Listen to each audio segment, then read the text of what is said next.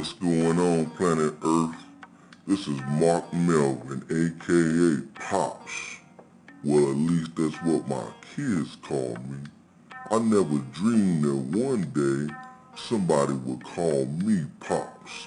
It sounds like a name there's something wrong with your genitalia. Well, kids, the lesson for today is watch who you hanging with. Cause whatever they do is gonna turn into you or rub off on you.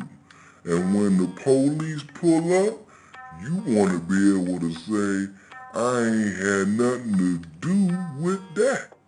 And I know y'all heard that saying, keep your friends close and your enemies closer. Bull.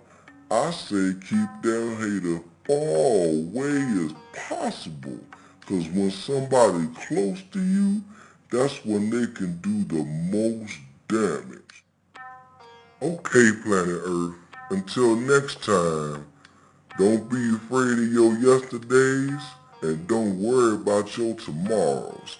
You live your best day today. Peace.